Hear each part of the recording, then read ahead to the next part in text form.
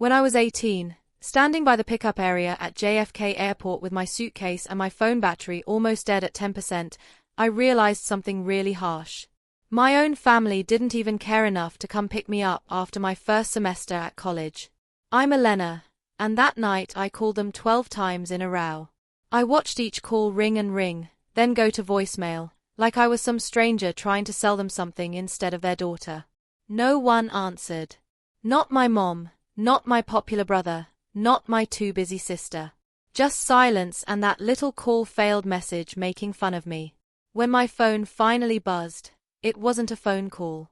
It was a text from my mom that said exactly this: if you want attention, try not being such a disappointment next time. I remember staring at that message while cars pulled up around me. Other kids were getting hugs and getting into warm cars, and I was just standing there alone. I ordered an Uber with the last bit of battery I had and made myself a promise right then. If I was such a disappointment, then one day they were going to be truly disappointed by how I walked away from them. I didn't know it yet, but that forgotten airport pickup was the first part of a story that would cost my family their perfect image, their comfort, and the daughter they thought they could ignore forever. Stay with me until the end, and I'll show you exactly how my mom went from calling me a disappointment to blowing up my phone with 37 desperate messages, begging me to come back. When my Uber finally pulled into our quiet neighborhood in New Jersey, it was already dark, but our house was lit up like a Christmas tree. Music was playing loudly from inside, cars were parked along the street, and the driveway was full. For a second, some silly hopeful part of me thought maybe they threw a surprise welcome home party for me. Then I heard someone shout my brother's name over the music, and that tiny hope died right there. I dragged my suitcase up the front steps and let myself in. The living room was crowded. Balloons were everywhere. A banner on the wall said "Congratulations, Ethan," in shiny gold letters. My mom, Marilyn, was in the kitchen laughing with a group of neighbors, holding a glass of wine like this was the happiest night of her life. My dad, Sergio, was patting my brother on the back while Ethan stood in the center of the room, telling the story of his big promotion in marketing for what sounded like the 10th time. I stood there in the doorway for a full minute before anyone even noticed I was home. When they finally did, it was my sister Sophia, who looked over from the couch, wrinkled her nose like I'd tracked in something dirty from outside, and said, "Oh, you're back," before going right back to her phone. My mom rushed over, not to hug me, but to whisper angrily under her breath, "Elena, you're blocking the hallway. Move your suitcase. This is important for your brother." "No, how is your semester?" "No, did you eat?" "Just you're in the way." I parked my suitcase by the stairs and watched as my dad raised a glass and said he was proud of Ethan for making something of himself, for being the future of this family, the one we can really count on. I had just finished my first semester on a merit scholarship for design in Boston, but apparently that didn't count as making something of myself. I slipped upstairs, changed into an old hoodie, and opened my laptop, thinking I'd at least distract myself with some design work. When I logged into my banking app out of habit, my stomach dropped. The savings account I'd been building since high school from part-time jobs and scholarship refunds was lower than I remembered. A lot lower. Scrolling through the transactions, I saw it. A transfer out a few weeks earlier, with my mom's name on it.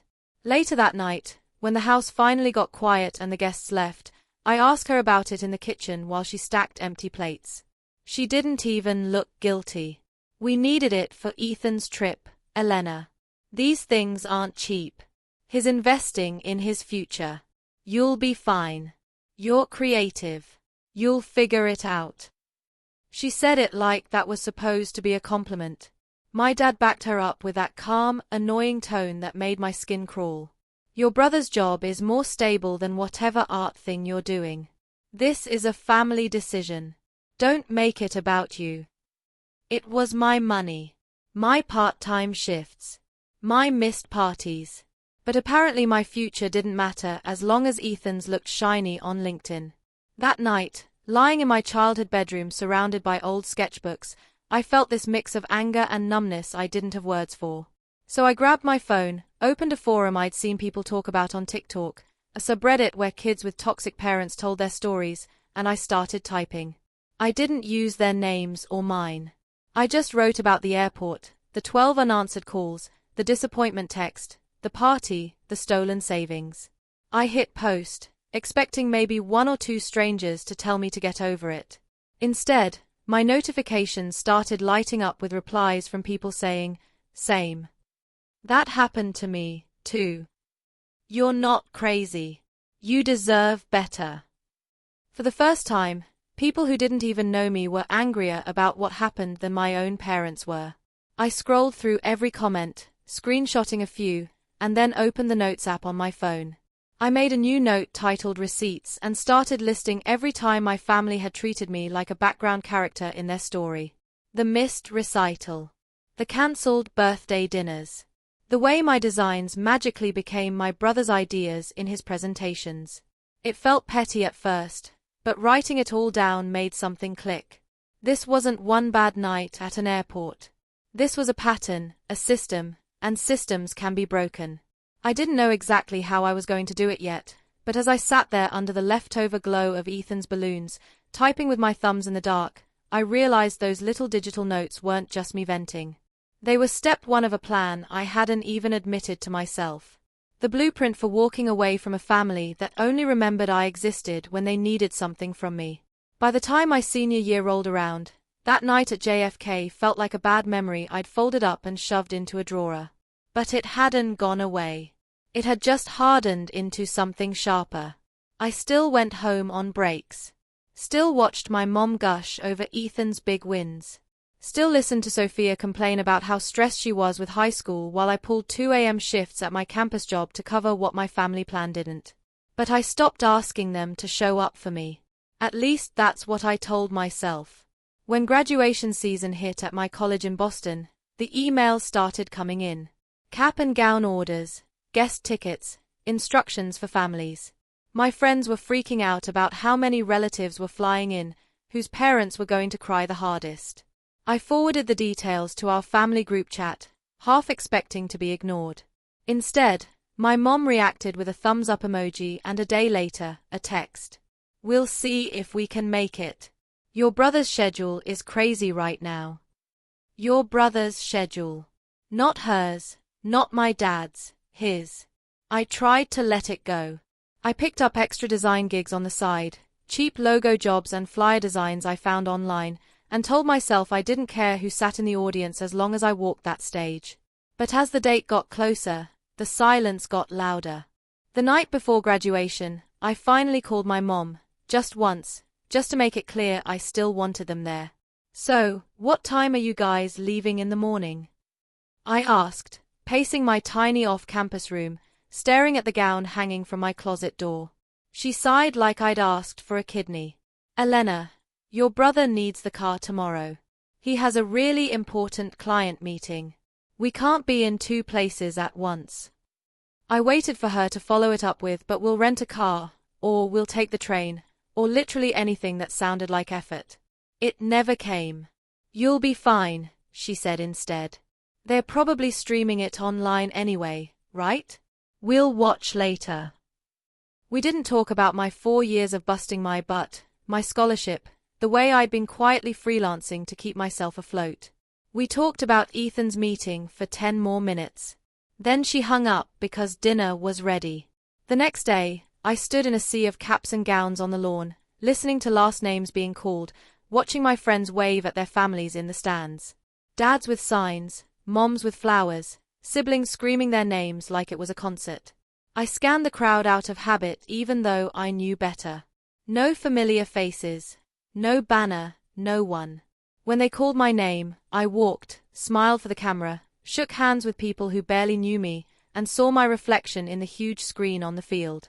For a split second, it hit me. My face was bigger on that screen than it had ever been in my own house.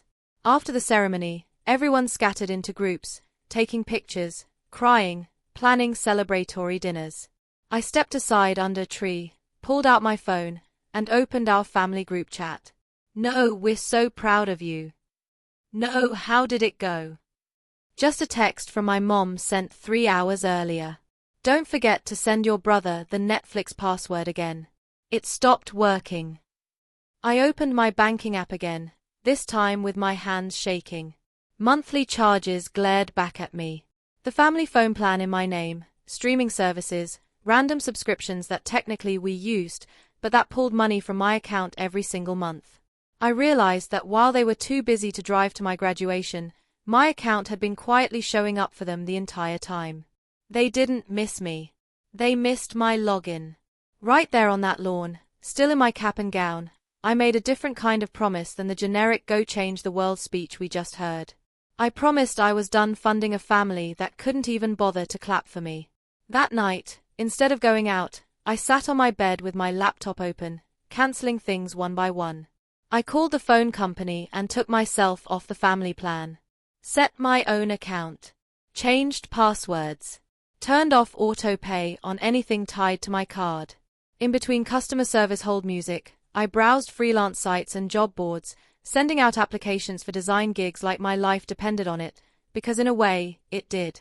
A few days later, I filmed a quick, messy TikTok in my dorm. No makeup, just puffy eyes and a cap and gown hanging crooked in the background. POV, your family skipped your college graduation, but still expects you to pay the Netflix bill, I said, half joking, half shaking. I added a caption about being left at JFK at 18 and about quietly deciding to stop paying for people who never showed up. I almost didn't post it. Then I hit upload and went to bed. By the time I woke up, my phone was blowing up with notifications. Comments from strangers saying, "This hit way too close to home. I cancelled the family plan last month, too. Girl, you're not the problem." It wasn't millions of views yet, but it was enough to make me realize something huge. Out there in the comments and DMs of people I'd never met, I was seen in a way my own family had never managed. I opened my receipts note, added a new line for graduation they didn't come to, and then created a new note right under it. Plan to get out. It had 3 bullet points at first: make money, set boundaries, leave for good. But I knew it was more than a list. It was the beginning of a life where my value didn't depend on whether my family ever chose to show up. The video that started it all wasn't even the one I tried hardest on. It was a 30-second rant I filmed in my tiny Boston kitchen at midnight, still wearing my campus security job hoodie with my hair in a messy bun. I propped my phone against a cereal box, hit record, and said, "Remember when my family left me at JFK after my first semester because my brother had a party? Yeah, they also skipped my college graduation, but still expect me to pay their Netflix bill." I laughed, but my eyes didn't. I added a caption about being the invisible kid who carries the family phone plan and posted it without overthinking. By the time I finished washing the dishes, there were already a few thousand views. By morning, it had exploded. Hundreds of thousands, then over 1 million. Comments poured in faster than I could read them. People stitched the video, duetted it, used my audio to tell their own stories about being forgotten at recitals, skipped at birthdays, ignored at graduations. Strangers called me internet sister, airport girl, the one who finally said it. I wasn't just screaming into the void anymore. The void was screaming back in agreement. I started getting DMs from people asking, "Can you talk more about how you left the family plan? How did you afford to move out? How do you set boundaries when your parents guilt trip you?" At first, I felt completely unqualified. I was just a design major with a part-time job and a very damaged family. But every time I answered honestly, the response would be the same. "Thank you." I thought I was crazy. So I kept posting. I turned my receipts note into content, changing names and details, talking about patterns instead of people. Short videos turned into mini story times. I broke the airport incident into parts: the calls, the text, the Uber, the party. I blurred faces in old photos and used them as backgrounds. I didn't say Marilyn or Ethan or Sophia, but anyone who knew us could connect the dots. Apparently, a few of them did. A cousin I hadn't talked to in years messaged me privately. "Is this about your family? Honestly, I always thought they were way harder on you than on Ethan." That's how I knew the story wasn't just in my head. It was visible from the outside. People had just decided it wasn't their business. Now it was everyone's business. My follow count climbed slowly at first, then in huge jumps every time a video hit the For You page of people who needed to hear it. I made a pinned video titled "To the Kid Your Family Forgot to Pick Up," where I talked about budgeting, moving out, finding roommates who didn't treat you like a doormat. It felt less like complaining and more like building a roadmap for kids like me. One night after a live stream where I answered questions about cutting off family phone plans without drowning in debt, someone in the chat said, "You should start a podcast." I'd listen. The idea lodged itself in my brain and refused to leave. A week later, sitting on my second-hand couch in my shared Boston apartment, I recorded the first episode of a podcast into an old USB mic. Welcome to Left at the Airport, a podcast for the kids who were never the main character in their own family. I talked about that night at JFK in more detail, about the way your heart splits when you realize the people who are supposed to be your safe place see you as optional.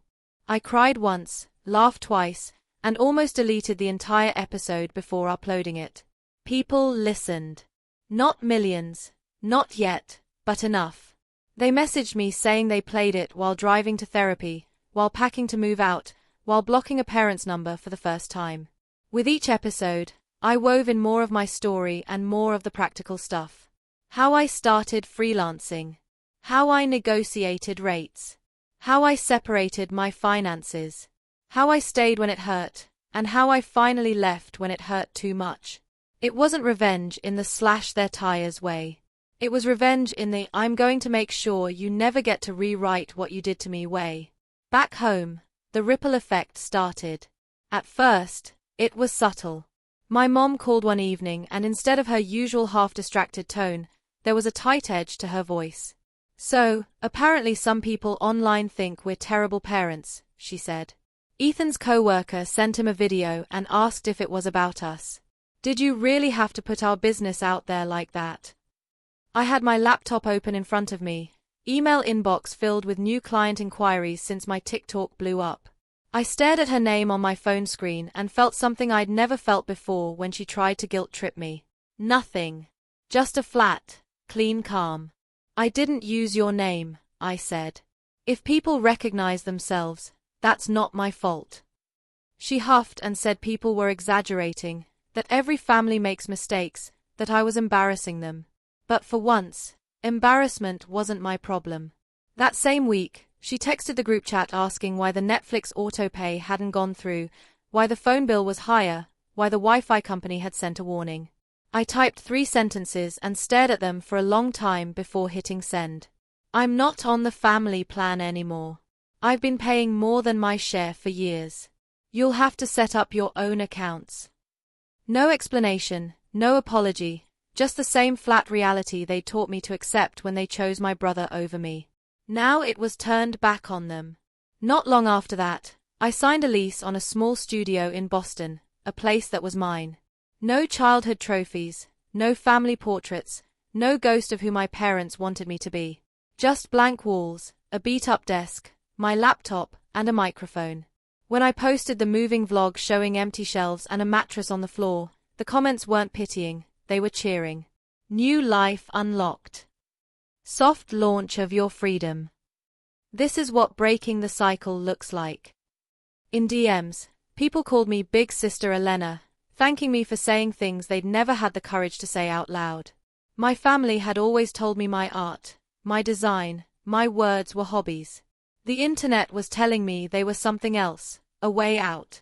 What I didn't know yet was that my little podcast and those confession-style videos weren't just helping me move on.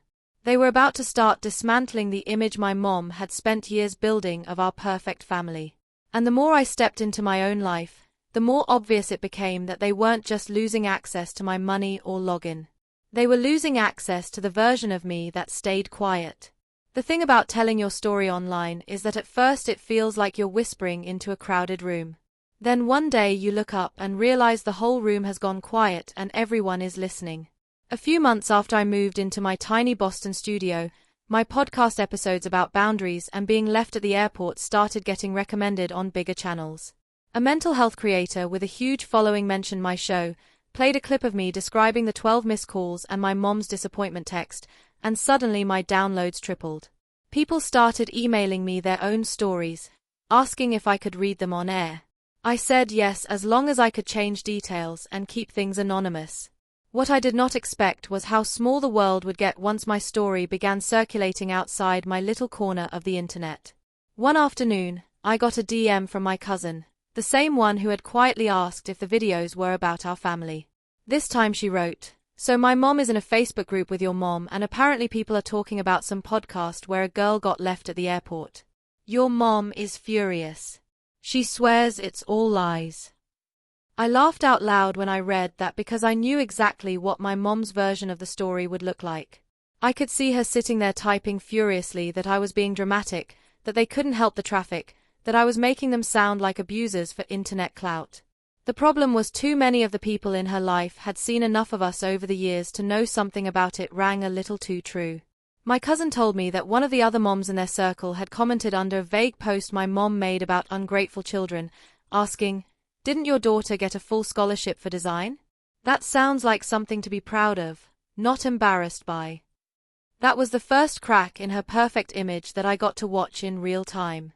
While she was busy trying to manage her reputation in a Facebook mom group, I was on Zoom calls with actual clients who had found me through TikTok and my podcast. A small business owner in Seattle hired me to redesign her entire brand after hearing me talk about being the invisible kid and wanting to build something that felt like it really belonged to me. She told me, "Anyone who can turn that kind of pain into something helpful is someone I want to work with." My rates went up. My schedule filled.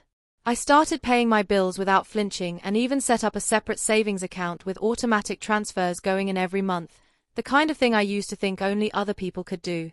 Back in New Jersey, things were not going so smoothly. I didn't know the full details until much later, but pieces filtered back to me. The phone plan I had left stopped being auto-paid, and when the company shut it off, my mom had to go into the store and admit she didn't have enough to cover the back balance right away. She had been treating my account like a bottomless well for so long that the reality of bills piling up without my invisible support hit fast. The streaming services I used to pay for were cancelled or downgraded. The little luxuries they barely noticed were gone until they suddenly had to pull out their own cards for them. They managed, of course, they were adults. But for the first time in years, they were managing without me as their safety net. Ethan was hit in a different way. Remember how he loved to brag about his marketing job and his big client projects? Back when we still spoke, he would send me his slide decks and ask for feedback, which really meant dumping raw content on me until I cleaned it up and made it look like something you could actually present. I would fix his fonts, fix his layout, even sketch out campaign ideas when he was stuck. He would then present it at work and get praised for being so creative. After my videos and podcast gained traction, one of his co-workers somehow put two and two together. I got a polite email from a woman in his department wanting to clarify a reference on LinkedIn. She had seen my portfolio and recognized a few designs that looked suspiciously like Ethan's big wins. She asked if I had ever freelanced for their agency. I told her the truth in one sentence. I had never been hired by them, but yes, I had done unpaid design work for a family member who used those materials at work. I didn't trash him. I didn't rant. I just answered. Later, according to my cousin, Ethan stopped talking about his creative genius so loudly. Apparently, one of his big promotions evaporated after his boss realized he had been leaning pretty heavily on someone else's skills. They put him on a smaller account and started expecting him to actually do his own graphic work. Without me on the other end of the phone, his perfect streak didn't look so perfect. Sophia's consequences came with deadlines. She had grown up watching me stay up late editing essays for her, fixing her slides, walking her through online applications. She thought that was just what older sisters did. When I moved and went no contact except for necessary logistics, she still assumed I would swoop in at the last second like always. College applications, scholarship essays, recommendation reminders, all of it. Except this time, my number wasn't an open hotline. She sent a half-hearted text asking for help with one application deadline that by then was 2 days away. I saw it. I stared at it. I put my phone face down and went back to work. A few weeks later, My cousin mentioned in passing that Sophia had missed a scholarship deadline and was devastated because no one at home had any idea how to help her navigate the process, and she assumed I would. I did feel a flicker of guilt. Then I remembered every time I had begged her to pick me up or to just listen for 5 seconds and gotten an eye roll in return. She wasn't ruined. She was going to be fine. But for the first time, she was going to have to figure it out without using me like a built-in guidance counselor. Inside that house, there were money arguments, Wi-Fi warnings, side comments about how ever since Elena started running her mouth online, everything has been harder. I wasn't there for any of those fights. But you don't need to be in a room to know the temperature when you've lived in that climate your whole life. The difference was now their stress was not my responsibility. Meanwhile, my own life kept opening up. One day I got an email from a student organization hosting a conference on mental health and family boundaries. They had found my podcast and wanted me to speak on a panel called When Family Stops Being Safe. I almost said no because it sounded too big, too formal. Then I thought about that girl at JFK, the one who ordered an Uber with 10% battery and no one coming for her. I wrote back and said yes. Standing on that stage months later, looking out at a room full of students, I told the story I had been reshaping online for months. I talked about the airport, the graduation, the group chats that only lit up when bills needed paying. I talked about the quiet decision I made to step out of the role my family had written for me. When I finished, people lined up to thank me. One girl hugged me and whispered that she was moving out next week and had been terrified until she heard my podcast. Another said she had stopped paying for her dad's car insurance after realizing he cared more about the coverage than about calling her back. On the train ride home, I watched the city blur by and realized something simple and devastating. My family had spent years telling me I was a disappointment, that my art and my words were useless. Now those same words were being used as a lifeline by people who had never met me. My mom used to say that one day I would understand how hard it was to be a parent. Maybe she was right. It is hard to be a parent, especially when the whole world can see what you did and your kid finally tells the truth. And the strangest part was I wasn't even trying to destroy them. I was just done covering for them. I thought that might be the end of it. That we would just live separate lives. Them angry in their suburb, me healing in my city. I had no idea yet that the real confrontation was still coming and that the next time they reached out, it wouldn't be about Wi-Fi or car payments or Netflix passwords. It would be about survival, pride, and the 37 messages my mom would leave on my phone, begging for something I was no longer sure they deserved. 3 years after that night at JFK, I woke up to my phone buzzing so hard on the nightstand, it almost slid off the edge. It was a Sunday. I had a podcast script half finished on my laptop, a coffee gone cold on my desk, and for once, my biggest worry was whether my MIC would pick up the construction noises outside. I reached for my phone, expecting email notifications or DMs. Instead, I saw the same name over and over on my lock screen. Mom. 37 messages. At first, they were just lines in a notification stack. Then the words started to register as I scrolled. Please pick up. We were wrong. Come back. We need to talk. This has gone too far. You're still our daughter.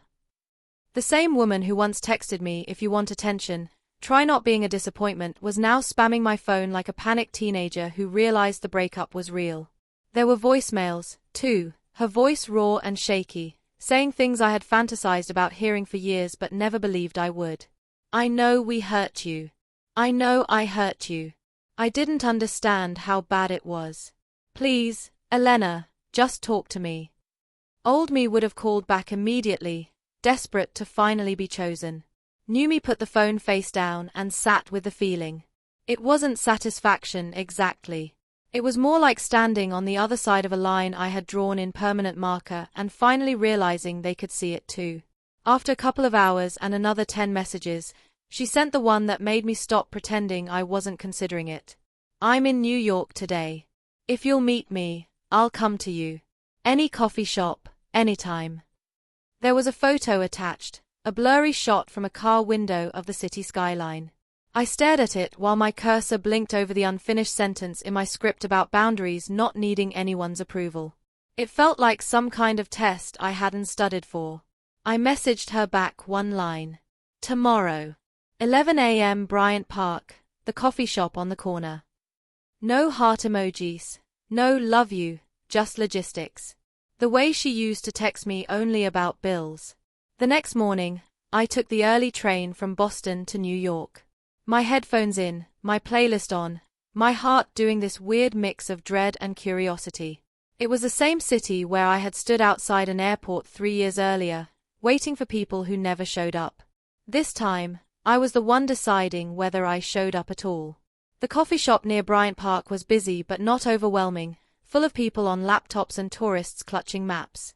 I ordered a drink, sat by the window, and watched the street. When my mom finally walked in, she looked smaller than I remembered, not literally, but like some of the air had leaked out of her. Her hair was pulled back like she hadn't had time to style it. There were deep lines around her mouth, and her eyes scanned the room with a mix of hope and terror that would have broken me in half a few years ago. Elena, she said when she saw me, as if testing whether the name would still land. I stood up, but I didn't rush into a hug. She did, though, reaching out like she could make up 3 years of neglect in one squeeze. I let her hug me stiffly, then sat back down and wrapped my hands around my cup to keep them from shaking. For a minute, she just looked at me, like trying to reconcile the girl in front of her with the angry voice from the podcast clips people had sent her. Then it came pouring out. I've been listening to your show, she said, stumbling over the word. People sent it to me. At first, I was furious. I told everyone you were exaggerating. But then I kept hearing the things you said and realizing I remembered those nights, too. I just remembered them differently. Or I wanted to. She admitted the airport thing wasn't traffic, that she had chosen to stay at the party because leaving would have made Ethan look bad. She admitted that using my savings for his trip had been easier than telling him no. She admitted she had seen my scholarship as less impressive than his promotion because art didn't fit her picture of success. She cried quietly at first, then harder, covering her face with a napkin while people at the next table pretended not to stare. For a few minutes, it was everything I thought I wanted. An admission, an apology, the words I was wrong. But then, like always, the twist came. You've made us look like monsters, Elena, she said, her voice still shaking but sharper again. Your father's co-workers listen to podcasts. Ethan's job has been difficult. Sophia's friends asked her if she's from that family. I lost a client because someone recognized my name. I know you were hurt, but airing all of this online, that was cruel. There it was. The real reason for the 37 messages. Not just remorse, damage control. You're not mad that you hurt me, I said slowly. You're mad that people believe me. She flinched, but she didn't deny it. We can fix this, she insisted instead. We can make a statement together. You can say we're working on things, that your parents are trying. We could even do a video. Show that we're a family again. People will stop attacking us if they see you've forgiven us. The old script. I make them look good. They get to skip the hard part. I thought about every apology email I had gotten from strangers who weren't even my parents. People who had reached out to their own kids after hearing my story. I thought about the girl who moved out because of my podcast. The guy who said he stopped paying his parents' bills after realizing they never checked on him. My mom wanted the benefits of my platform without accepting what she had done to help build it. I'm glad you're doing therapy, I said instead, because she had mentioned it in one of the messages. I'm glad you're realizing some of this wasn't okay. But I'm not going to help you rebuild your image. That's not my job anymore. Her eyes filled again. We're your family, she whispered. You don't just stop being family. You did, I said quietly. At JFK. At my graduation. Every time you took from me and called it a family decision, you stopped acting like my family a long time ago. I'm just matching your energy now. She tried a different angle then. Softer, more desperate. We're trying, Elena. Your brother is working hard at his job. Your sister is figuring things out. We're paying our own bills now. We talk about you. We miss you. Please just come home. We can start over. I let her talk. I let her paint that picture of a fresh start, of me sliding back into the old house like nothing had ever happened. I imagined my stuff back in that bedroom, my designs on their walls, my Netflix login quietly back on their TV. And then I imagined walking through JFK alone again, and I knew my answer. I'm not coming home, I said. I'm building a life that doesn't require me to constantly shrink so you can feel like good parents. She looked stunned, like it had never occurred to her that my answer could actually be no. The silence between us stretched thick and unfamiliar. Finally, I added, I don't hate you. I don't want you to suffer forever. But I'm not your fixer anymore. I'm not your secret designer, your unpaid therapist, your emergency credit card. If you want a different relationship with me, it has to start with you doing the work without asking me to clean up the mess publicly. She wiped her eyes, nodding and shaking her head at the same time. So what? She said, voice cracking. We just never talk again. I thought about my apartment, my clients, my listeners who called me their big sister even though we had never met. I thought about the way my chest felt when someone messaged me to say they left a toxic home because they heard my story. We can talk, I said. Maybe. But on my terms, and not to fix your reputation. I already have a family that shows up for me. They just don't share my DNA. For a second, she looked like she might argue. Then all the fight went out of her shoulders. She just nodded, staring down into her coffee like the answer might be at the bottom of the cup. I stood up, picked up my bag, and placed a few bills under my empty mug. This time, I was the one leaving. As I stepped out onto the sidewalk, my phone buzzed again, a notification from the podcast app, a new review from someone who said my story helped them cut off a parent who had been emotionally abusing them for years. I looked up at the sky over New York and realized something I wished someone had told me at 18. Walking away doesn't always feel victorious. Sometimes it just feels quiet. But quiet is still better than begging for scraps of love from people who only miss you when the world starts holding up a mirror. I didn't know it yet, but that quiet would become the foundation of everything that came next. If you had told 18-year-old me, the girl crying outside JFK with 12 unanswered calls on her screen, that one day I'd wake up in a quiet Boston apartment with clients in my inbox and strangers calling me big sister because of a podcast called Left at the Airport, I would have laughed in your face. But that's where I ended up. My days now are boring in the best way. Coffee steaming on my desk. A calendar full of design deadlines I chose.